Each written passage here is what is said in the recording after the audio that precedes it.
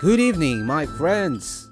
It's a pleasure to be back in this lively tavern once again, where the ale flows freely and the stories never end.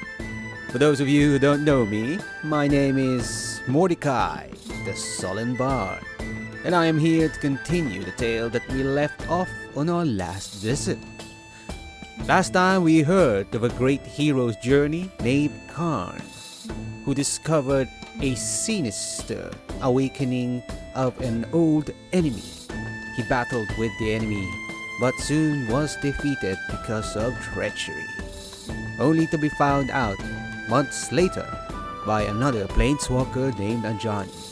And together they worked forth and traveled into the plains of Dominaria to find allies to fight against the rising evil. So, before we continue all of that story, a few short messages. If you want to support us, please give us a like, share, and perhaps subscribe to our channel to help make us grow and bring you more stories like this. Here are the links below.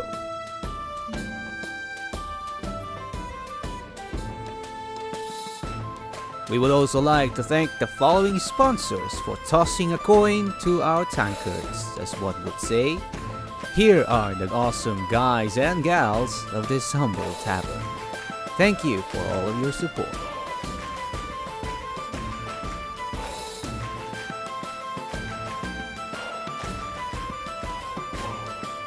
And now, sit back, relax, and let me take you on a journey through this hero's world, filled with magic, danger, and wonder. As always, feel free to join in with a chorus or a cheer, for the tales we weave together are all the richer for it. Let us raise a glass to the brave hero, and to the continuation of their story.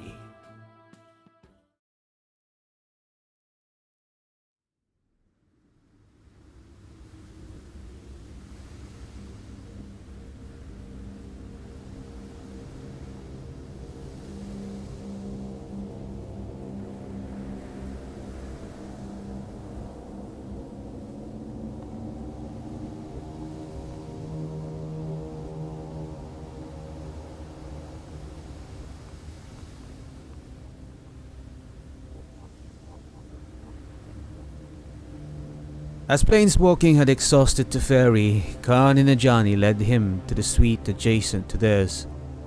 Outside, spring rain pattered down against the cliffside. The rosemary plants growing from cracks in the stone scented the air that wafted through the unglazed windows. Did rosemary's scent please Karn because he liked it?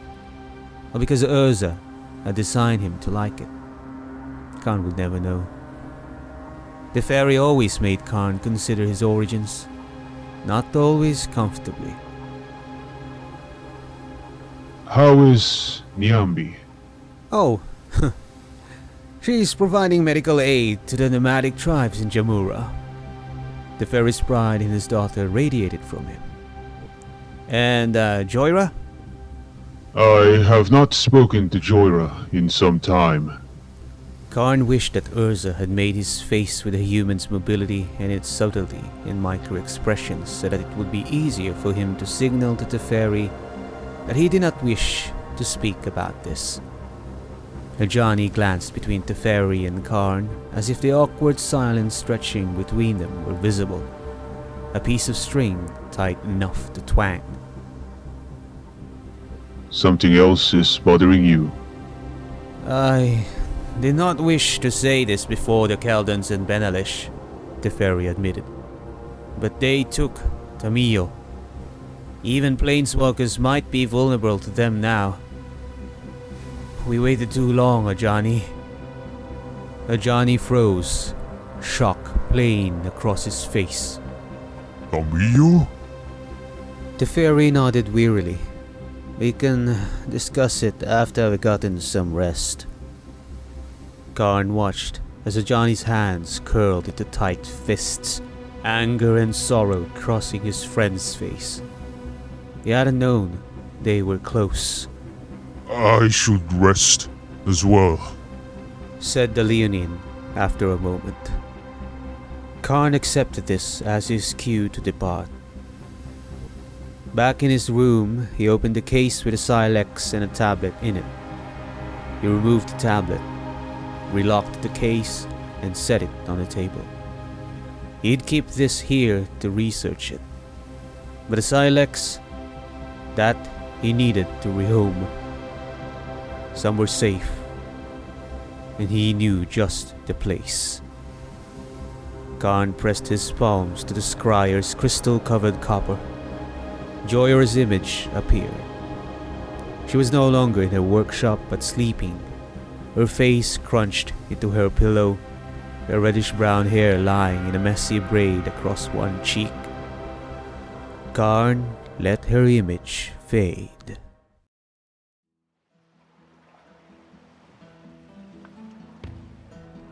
Evading the Oyster Bay guards was simple. The people here may have once made great pirates, but they had not adopted the organized banality of guard duty. Karn, large in the shadows, avoided any light that would glint from his body. He slipped through the town's carved streets, sticking to the darkness, up and around to the top of the cliff.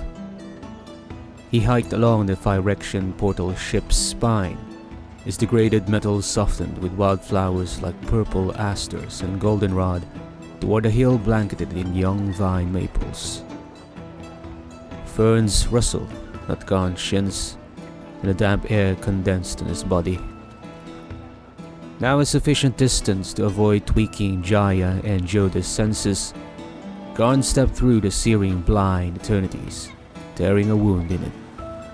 The edges fluttered against his body. He passed through it to Shiv and the mana rig, straight into Joyra's workshop. It held a breathless silence. Like every instrument in it waited for Joyra to awake. Karn located the supply closet. He stowed the Sylex and its case on the lowest shelf behind lengths of pipe whose dust promised that Joyra had not needed them recently. He generated 2 devices, one alarm that would register if the pipes moved, and another weight-sensitive alarm that would notify him if anyone moved the box itself. There, the Sylex was safe. Or as safe as it could be. Karn stepped back into the blind eternities. Back on the forest hill, Karn wound his way downhill toward Oyster Bay. A light glimmered between the pale, slender-trunked birch trees. A silhouetted person held aloft a lamp. Karn paused, but the lamp had glinted from his body. He had been seen. The figure moved closer. Sten, the new Argavian noble for the negotiation table. A nightjar called, its low warble traveling between the trees. What if his precautions had not been enough? Out for a walk? Sten called. Yes. I do not sleep. You are awake late? No, up early. As Sten neared, his features grew clearer. His beard was trimmed and his hair tidy. Dawn is the only time I truly feel safe, at peace, with the smell of baking bread wafting over the city, the citizens starting to wake. I can imagine we aren't at war. Morning had begun to whiten the sky. The air tasted like dew and cinnamon.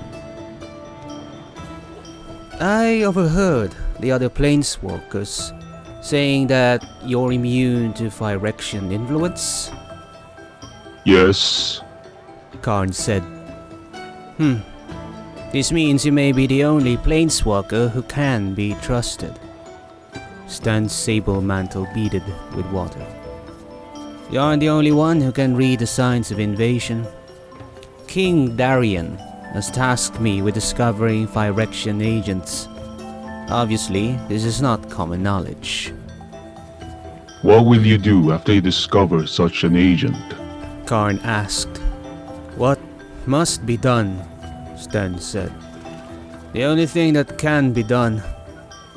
Once someone is completed, They are lost, whether they know it or not. They don't know themselves? No, Sten said. I think they are more useful to the Phyrexians and harder to discover if they themselves do not know. It made sense that of those forced to act against their own interests, their families, and their very plane would be kept oblivious of their own actions. The Phyrexians had to be inserting these unknowing sleeper agents everywhere.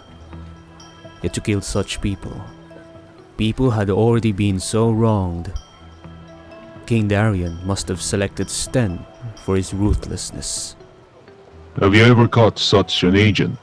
No, not yet. Sten gazed at the dawn-glazed sea. Fishing boats skidded along the waves, tan sails belling. The fairy's news frightened them.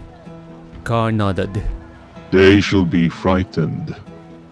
Do you think Dominaria and Keld will unify? I don't know, Sten admitted. But I do know that I can promise this. You Argive will mobilize. We will stand with you in defense of Dominaria. Karn nodded, relieved that someone had taken him as a credible source. He had found his first ally willing to provide military support. We can discuss the details later. In town, few seemed wakeful. Only bakers tucking yeasty loaves into ovens and children milking goats and feeding chickens. Sometimes Karn imagined their pains, losing a pet rooster to the dining table, spilling a much-needed bucket of milk. Long after these people had died, Karn would continue to ponder their lives. He felt old and tired. And the children's beautiful brevity seemed an unbearable tragedy in this still morning. When Karn reached the city hall, Ajani was awake, pacing between banks of ropey wisteria vines. Ajani paused, his body quivering with tension, and his tail lashed once. Karn suspected that this was not a voluntary gesture. He had seen how the Leonid seemed to smother his non-human mannerisms when near humans. Johnny's blue eye caught the light in the dimness, pupil glinting a predator's green. Karn, you think the humans are awake yet? Joda and Jaya will sit the representatives down at the negotiation table once more today. Karn could summon no patience for how Joda continued to prioritize this small human conflict before the Phyrexian threat. Some are. I encountered Sten this morning. This pledged new Argive's forces. Then let us speak to Jaya before negotiations recommence. And so, my dear friends, as the night draws to a close, I must bid you farewell. But do not despair, for the merriment and revelry of this tavern shall continue on, and I implore you to return once again to bask in its warmth and joy. For here, amidst the clinking of tankards and the laughter of comrades, we find respite from the troubles of the world. And as the stars twinkle above us and the fire crackles before us, let us raise a final toast to each other, to the memories we have shared, and to the promise of more to come. Until we meet again, my friends, be well, be merry, and never forget the power of a good story to bring us all together. Until next time, I'm Mordecai, the Solemn Bard.